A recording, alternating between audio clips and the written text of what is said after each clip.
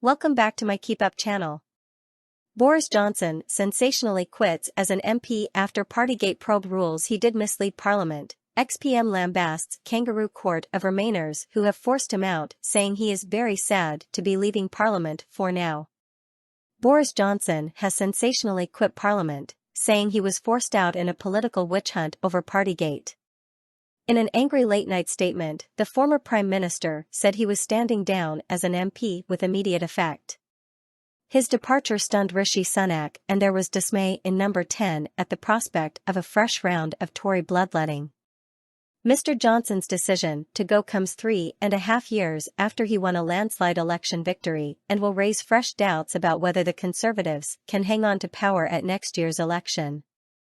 Just 24 hours earlier, Mr. Johnson, 58, was handed the findings of the controversial Commons Privileges Committee inquiry into Partygate, which sealed his fate. The inquiry, led by Labour's former Deputy Leader Harriet Harman, is understood to have ruled that he lied to Parliament when he said no rules were broken during lockdown gatherings in Number 10, a claim he has always denied.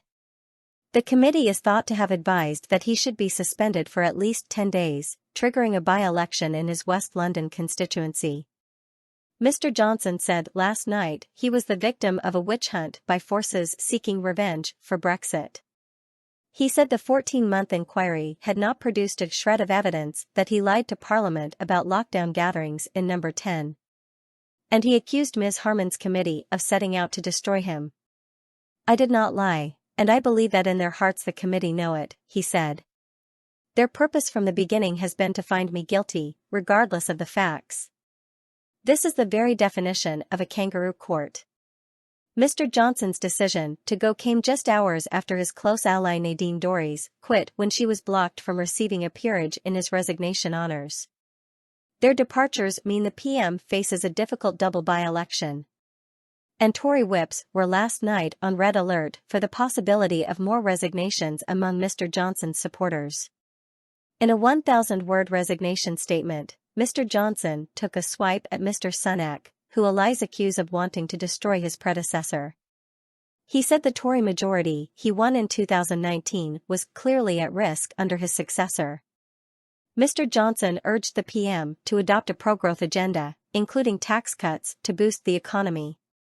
"Our party needs urgently to recapture its sense of momentum and its belief in what this country can do," he said. "We must not be afraid to be a properly conservative government." Former Cabinet Minister Sir John Redwood said, "Boris urges a new commitment to the 2019 manifesto: Brexit wins, lower taxes, and growth. The government should take this seriously." Mr. Johnson's decision to go all but ends any prospect of him returning as Tory leader before the next election, although he left the door open to a future comeback, saying he was stepping back at least for now. It also ends Tory dreams of a truce with Mr. Sunak that could have seen Mr. Johnson campaign for the party in the Red Wall, where his popularity remains high. Labour Deputy Leader Angela Rayner said the British public were sick to the back teeth of this never-ending Tory soap opera played out at their expense.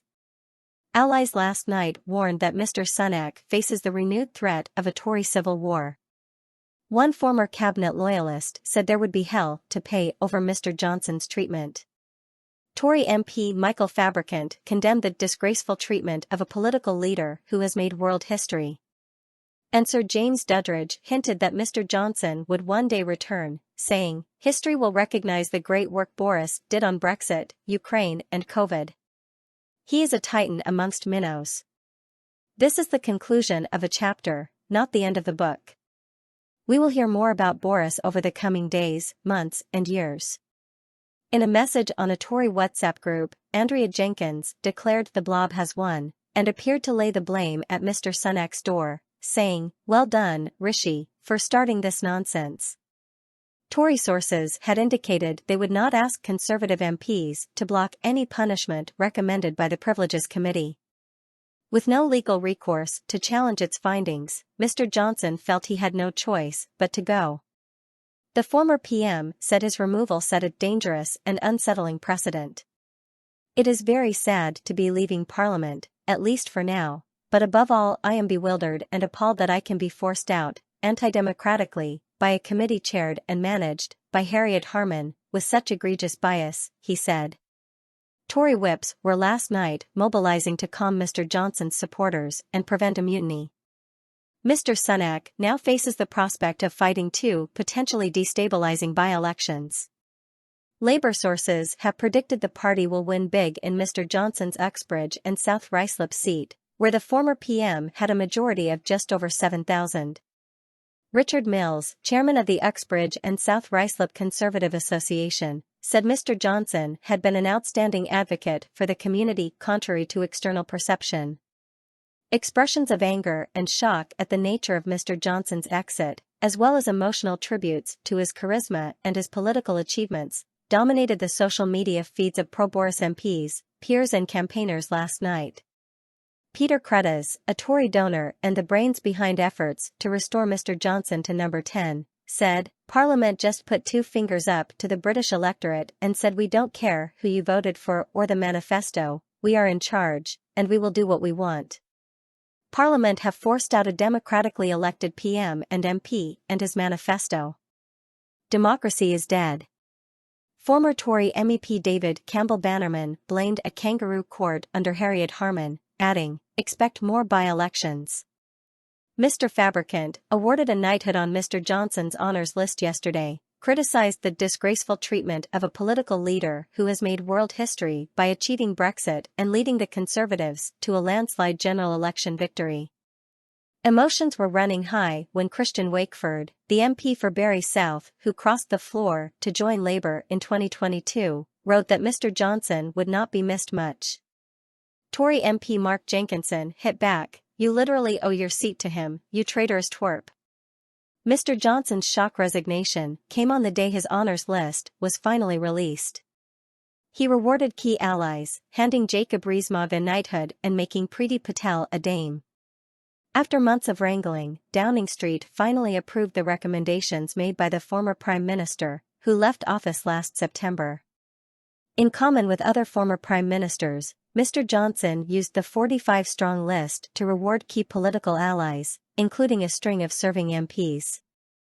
As well, former Tory aides Ross Kempsell, 31, and Charlotte Owen, 29, will become some of the youngest ever life peers.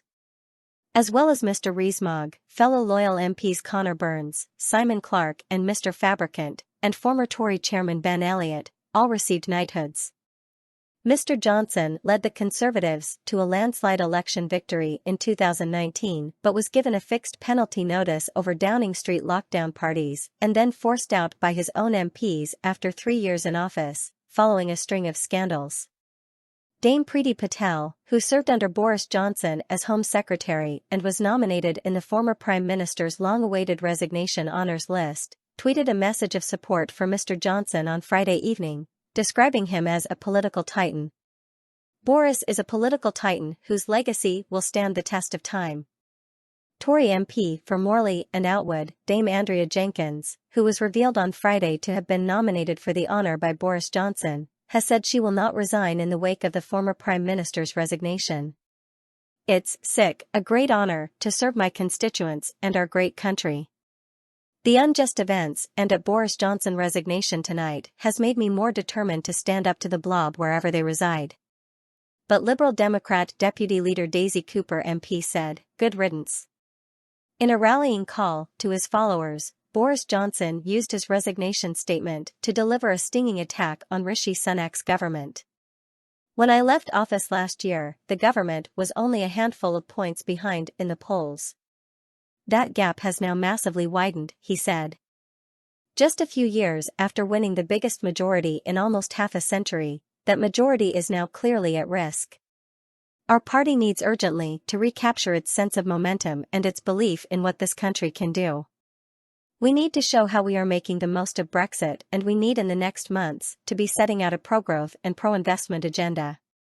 We need to cut business and personal taxes, and not just as pre-election gimmicks rather than endlessly putting them up. We must not be afraid to be a properly conservative government. Why have we so passively abandoned the prospect of a free trade deal with the US?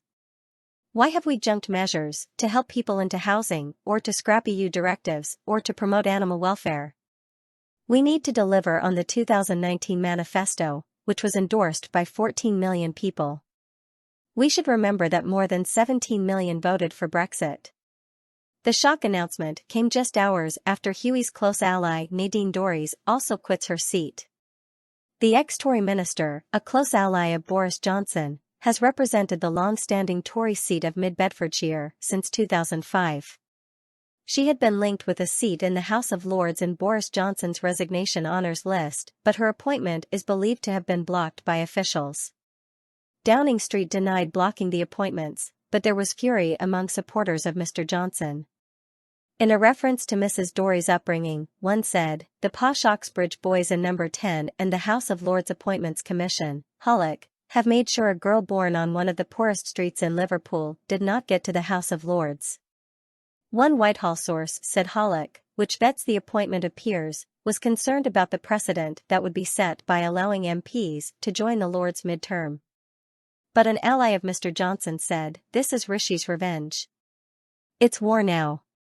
Ms. Dorries, 66, who was also a health minister under Mr. Johnson, this afternoon tweeted, "I have today informed the Chief Whip that I am standing down as the MP for Mid-Bedfordshire, with immediate effect."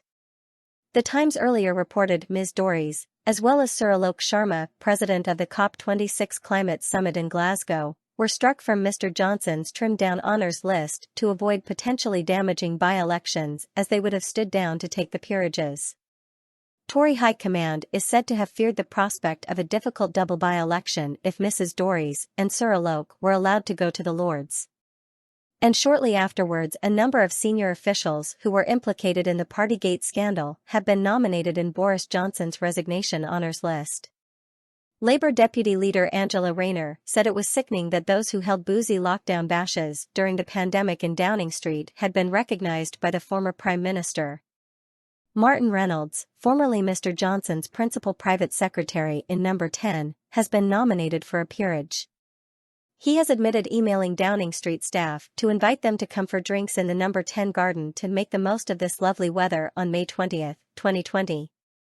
The Bring Your Own Booze event took place at a time when rules and guidance restricted gatherings of more than 2 people and workplaces were meant to maintain social distancing.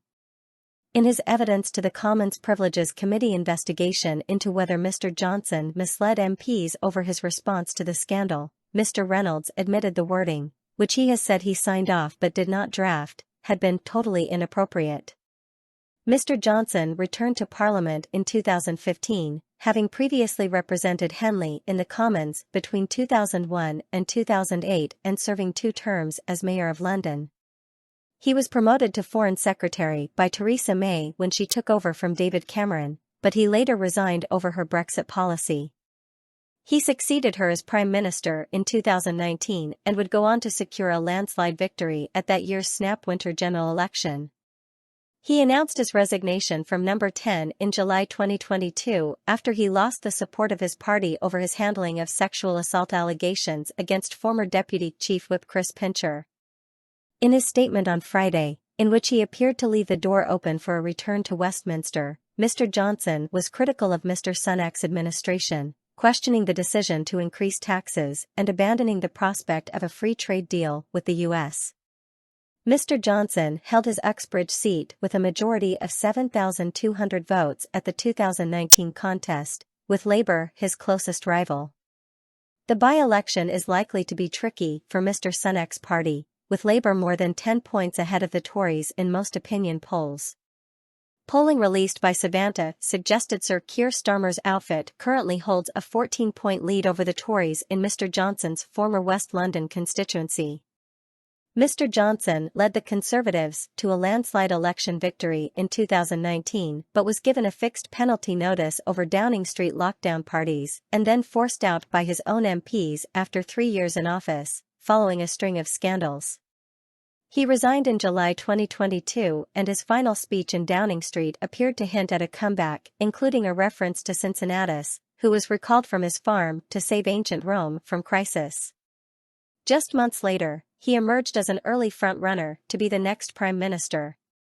His replacement Liz Truss crashed and burned after 45 days in the job, and had resigned after her policy program spooked the financial markets. At the time, polling suggested he was still deeply unpopular with the public at large, although not as unpopular as Ms. Truss, and he had significant support among Tory members.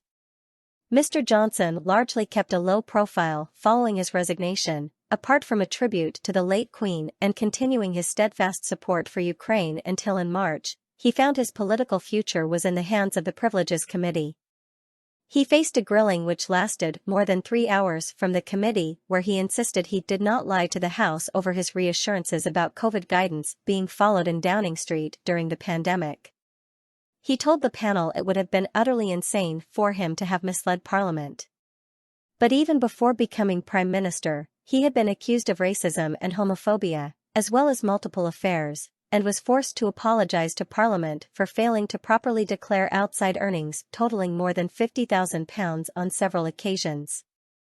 Despite this, he seemed to continue defying political gravity, rising ever upwards from MP to Mayor of London to Foreign Secretary and, eventually, into number 10 itself.